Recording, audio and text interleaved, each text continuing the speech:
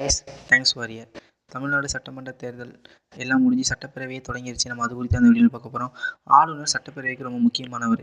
ஏன்னு நீங்கள் புரிஞ்சுக்கிட்டீங்கன்னா, நம்ம இந்தியாவுக்கு குடியரசுத் தலைவர் எப்படியோ அதே மாதிரி தான் சட்டப்பேரவைக்கு ஆளுநரும். அது கிட்டத்தட்ட ஆளுநரோட வீடுன்னே சொல்லலாம். ஏன்னா அங்கே இருக்கக்கூடிய உறுப்பினர்களாக ஆளுநர்கள் தான் பதவி அமர்த்துவார், பதவி பிரமாணம் பண்ணி வைப்பார். அங்கேருந்து வரக்கூடிய திட்டங்கள் மசோதாவுக்கு ஆளுநர் தான் ஒப்புதல் அளிப்பார். ஸோ கிட்டத்தட்ட அவரோட கண்ட்ரோல் தான் இருக்கும் அப்படிங்கிற எந்த மாற்று கருத்தும் இல்லை. பட் ஆனால் இங்கே பிரச்சனை என்னன்னு பார்த்தீங்கன்னா, ஆளுநர் அவர்கள் மத்திய அரசால் அமைக்கப்படுறதுனால அந்த சித்தாந்தத்துக்கு அவங்களுக்கு அவங்களோட சம்பந்தத்துக்கு உள்ள ஆள் தான் ஆளுநராக வருவாங்க. அது கண்டிப்பாக நீங்கள் ஒரு எதிர்க்கட்சியோட கூட்டணியாக இருந்தீங்கன்னா கண்டிப்பாக நீங்கள் கஷ்டப்படணும். அதுக்கு ஸ்டாலின் அவர்களே மிகப்பெரிய சிறந்த உதாரணம் சொல்லலாம்.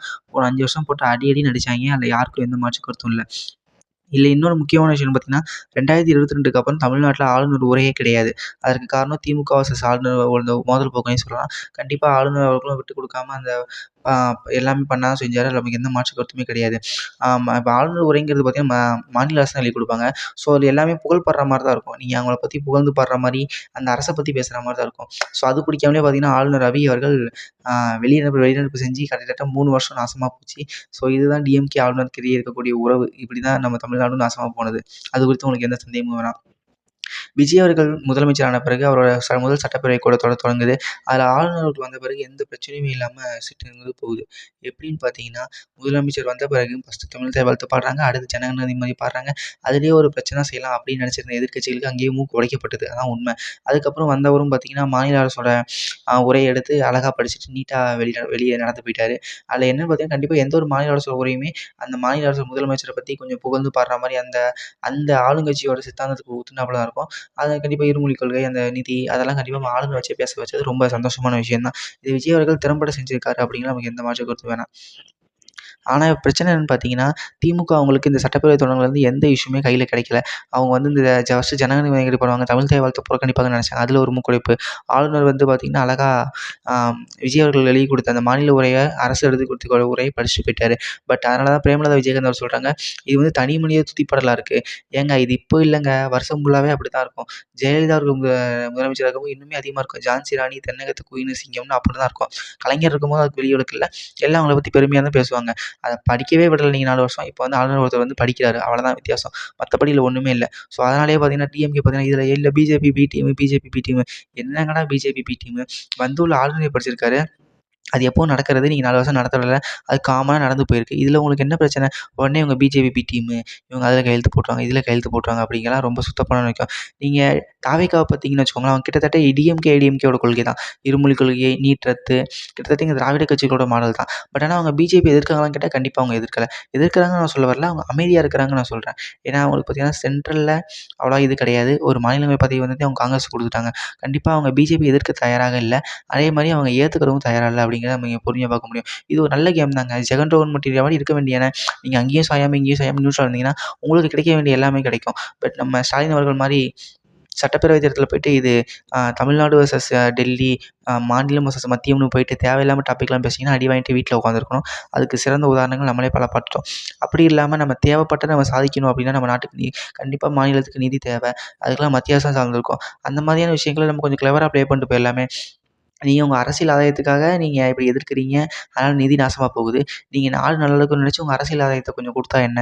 ஸோ அப்படிங்கிற பட்சத்தில நம்ம விஜய் அவர்கள பாராட்டி தான் ஆகணும். பட் உங்களுக்கு பாராட்ட மனசுலலாம் ஒண்ணும் பிரச்சனை இல்ல. நீங்க பாராட்டவே தேவையில்ல. இத நான் கண்டிப்பா சொல்லியே ஆகணும். நான் இந்த வீடியோவ பார்த்துட்டு நான் விஜய்க்கு முட்டு குடுக்கணும்னு தயவுசெய்து விஜய் அவர்களுக்கு முட்டு குடுக்கணும்னு தயவுசெய்து நினைக்கிறாதீங்க. நான் ஒரு உண்மைய பேசுவோமே. விஜய் அவர்கள் வந்தது பார்த்தீங்கன்னா, பிஜேபி கூட சேரவும் இல்ல. டிஎம்கே, ஏடிஎம்கே தலைமை எடுத்துட்டு இருக்காரு. நீங்க அதிமுக திமுக இல்லாம ஒரு கட்சி வந்திருக்கு. அந்த கட்சி பார்த்தீங்கன்னா, ஒரு 100 இடங்கள் ஜெயிச்சிருக்கு. ஒரு 10 இடங்கள் சாதனை இல்லன்னு சொல்லல. பட் ஆனா ஆட்சியில இருக்கு. அப்படிப்பட்ட கட்சி பிஜேபி எதிர்க்காம இருக்குன்னா, உடனே பயமோ இல்லன்னா அந்த கூட்டணி கூட கைக்கூலி, கூட்டணி வச்சிருக்காங்க அப்படிங்கிற எந்த அவசியமும் கிடையாது. சரிங்களா? நீங்க அரசியல் நோக்கத்துக்காக டெல்லி வெர்சஸ் தமிழ்நாடு நாங்க எதிர்க்கிறோம், உள்ள விடமாட்டோம்னு சொல்லிட்டு உட்காந்து சட்டப்பேரவை தேர்தல் அந்த மாரி ப்ரொபகண்டா பண்ணி தான் நீங்க கடைசி இடத்துக்கு போனீங்க. 2வது இடத்துக்கு போனீங்க. டிவிகே ஆட்சிய பிடிச்சிச்சு. டிவிகே விஜய் அவர்கள் அதே அவர்கள் அரசியல் ஆதாயத்த விட்டுட்டு, நாடு நல்லா இருக்கணும்னு சொல்லிட்டு நாங்க சென்ட்ரல் கவர்மெண்ட்ட எதிர்க்க போறதில்ல. அவங்க கூட ஒண்ணா உட்கார போறது கிடையாது. நாங்க மாநிலங்களவை அமைச்சராகி ஒருத்தர் மத்திய மாநிலங்களவைக்கு போனார்னா, அங்க போயிட்டு ஒண்ணு பிஜேபிக்கு ஆதரவா இருக்கணும். இல்லன்னா பிஜேபிக்கு எதிரா இருக்கணும். அது எதுக்கு தேவையில்லாத வேல? அதுக்கு செவனேன்னு இருந்து மாநில நலத்தில மட்டும் கான்சன்ட்ரேட் பண்ணிட்டு போயிரலாமே. ஜெகன்மோகன் ரெட்டி மாரி எடுத்துட்டு போயிரலாமே. நம்ம நியூட்ரலா இருந்தோம்னு வச்சுக்கோங்களேன், சரி ஓகே ஒரு வேள அவங்களுக்கா சாப்பாடு தான் வரும். இவன் நமக்கு தேவைப்படுவான்னு சொல்லிட்டு அவங்க சப்போர்ட் பண்ணுவாங்கல்ல. அந்த மாரி தானே இப்ப இருக்கு நிலைமை. ஸோ கண்டிப்பா தமிழ்நாடு மத்திய அரசோட கொள்கைகள்லேருந்து புறக்கணிக்கப்படாம இருக்கிறதுக்கு இது மிக முக்கியம் அப்படின்னு நான் ஃபீல் பண்ணுறேன். டிஎம்கே பார்த்தீங்கன்னா ரொம்ப ஃப்ரஸ்ட்ரேட்டாக இருக்கிறாய்ங்க, அது மட்டும் தெரியுது. வந்த உடனே பார்த்தீங்கன்னா தமிழ் தேவாலயத்தில் பிரச்சனை இருக்கலாம்னு பார்த்தாய்ங்க, ஆளுநர் உரையில பிரச்சனை இருக்கலாம் பார்த்தாய்ங்க, ஒன்றுமே பண்ண முடியல. விஜய் அவர்கள் 40 நாள் தான் ஆகுது. இதுக்குள்ள கதறல் கேட்கிற முதல்வரே, நீங்க உங்க கதறல் தான் கேட்குது. மக்கள்லாம் ஒண்ணும் கதறவே இல்ல. இன்னுமே டிஎம்கே பொறுமை காக்கலாம். பட் அவங்களால அந்த பொறுமைய காக்க முடியல அப்படிங்கிறது தான் உண்மை. டிவி கிட்ட தோத்தத இன்னுமே அவங்களால ஜீரணிக்க முடியல. வந்து ஒரு 40 நாள் தான் கவர்மெண்ட் ஆயிருக்கு. அதுக்குள்ள போய் முதல் நாள்ல போய் சட்டப்பேரவையில போய் போர்ட வச்சுட்டு நிக்கிறாங்கன்னா, இவங்கள வச்சு என்ன பண்ணணும்னு சொல்லுங்க. நான் ஒத்துக்கிறேன் இந்த கவர்மெண்ட் பெர்ஃபெக்ட்டாலாம் இல்ல. பட் அதையும் தாண்டி மக்கள் பிரச்சனைய பேசலாமே. உடனே டிவிக்கே ரீல்ஸ் அரசு, ரீல் அரசுன்னு இன்னும் அந்த முத்திரைய அந்த பிராண்டிங்க மட்டும் விடவே இல்ல. இன்னும் அந்த தற்கொலைங்கிற வார்த்தைய கூட விடல. ஏற்கனவே இருக்கிறவங்கள தற்கொலைன்னு சொல்லி தான் 2ஆம் இடம் போனாய்ங்க. அடுத்தடுத்து ஒரு 20, 30 சீட்டு கூட தேராது. அப்படிங்கிறது தான் உண்மையான விஷயம். டிஎம்கே அத புரிஞ்சுக்கணும். எங்க தப்பு பண்ணாங்கிறத அவங்க இன்னும் திருந்தவே இல்ல. மேலும் மேலும் மக்கள் கிட்ட வெறுப்ப சம்பாரிச்சாங்கன்னா, அடுத்த தேர்தல் இத விட மோசமாவும், கேவலமாவும் இருக்கும் டிஎம்கேக்கு. அப்படிங்கிறது எனக்கு தெரிஞ்ச அரசியல் அறிவியோட உண்மை. இத நீங்க ஒத்துப்பீங்கன்னு நான் நம்புறேன். இறுதியா நான் ஒண்ணே ஒண்ணு சொல்ல கடமைப்பட்டுருக்கேன்.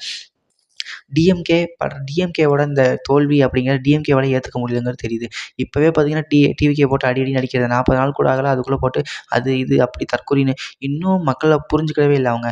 மக்கள தற்குறி, நீ ஓட்டு போட்டா அது, நீ அவனுக்கு ஓட்டு போட்டா படிப்பறிவு இல்ல, அரசியல் அறிவு இல்ல அப்படின்னு சொல்றவங்க தான் இப்ப உங்களுக்கு பிடிக்குதோ பிடிக்கலையோ டிவிகே ஓட்டு போட்டு கிட்டத்தட்ட ஜெயிக்க வச்சுட்டாங்க. உங்கள 2வது தள்ளிட்டாங்க. அது எதற்காகன்னு பார்த்து மக்களோட உரிமைக்காக போனீங்கன்னா கண்டிப்பா ஜெயிக்கலாம். இல்ல மக்களுக்காண்டி குரல் கொடுத்தீங்கன்னா நீங்க கண்டிப்பா ஜெயிக்கலாம். அத விட்டுட்டு திரும்பி ஒண்ணாந்தேதிலேருந்து அந்த புரொபகண்டா பாலிடிக்ஸ பண்ணீங்கன்னா, கண்டிப்பா டிஎம்கே மீண்டு வராது. இதுதான் உண்மை. டிஎம்கே அழிய போறதும் கிடையாது, அழியவும் அழியாது. அதுல எனக்கு எந்த மாற்று கருத்தும் இல்ல. பட் அவங்க பண்ற தப்ப சொல்றேன். டிவிக்கு மேல டைமுக்கு ஒரு கட்சி குடுக்க வேண்டியன. என்னோட பசங்கலாம் வந்திருக்காங்க. ஒரு 6 மாசம் குடுத்தா கூட தப்பு இல்ல. பட் 6 மாசம் ஒரு 3 மாசம் 100 நாளா குடுக்கலாம்ல.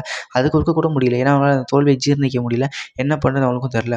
ஒண்ணே ஒண்ணு சொல்றேன். இப்ப தேர்தல் வந்தா கூட டிஎம்கே இருக்கிற சீட்ட விட்டுட்டு 20, 30 சீட் தான் ஜெயிப்பாய்ங்க. அதனால ஒரு 2 வருஷம், 3 வருஷம் போலாம். அதுக்கப்புறம் போனா தான் டிஎம்கேக்கு நல்லது. இது டிஎம்கேவோட நல்லதுக்கு நான் சொல்றேன். இத இவ்வளோ தூரம் வருத்தனாலும் நான் சொல்றேன். இது குறித்து உங்களோட கமெண்ட் என்ன அப்படிங்கிறத கமெண்ட்ல பண்ணுங்க. மேலும் இந்த அரசியலோட நிலவரம் குறித்து உங்களுக்கு எப்படி இருக்கு? அப்படியே தெரிஞ்சுக்கணும்னு நினைச்சீங்கன்னா, தயவு செஞ்சு நம்ம தமிழிஸ் அ நம்மளோட கௌதம் ராஜ் சேனல் சப்ஸ்கிரைப் பண்ணுங்க. உங்களுக்கு எல்லாருக்கும் தெரியும்னு நெனைக்கிறேன்.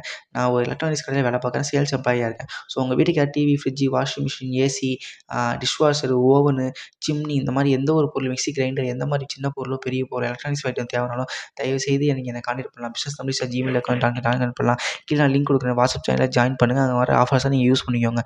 உங்களுக்கு பொருள் தேவை. நான் உங்களுக்கு நல்ல பொருள சேர்ப்பேங்கிற நம்பிக்கை எனக்கு இருக்கு.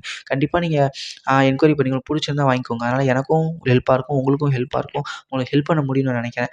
இதான் நான் கொஞ்சம் மனம் விட்டு பேசணும்னு நெனச்சேன். பேசுனேன்னு நெனைக்கிறேன். தேங்க்ஸ் ஃபார் வாட்சிங் this video. Thank you guys. Please subscribe.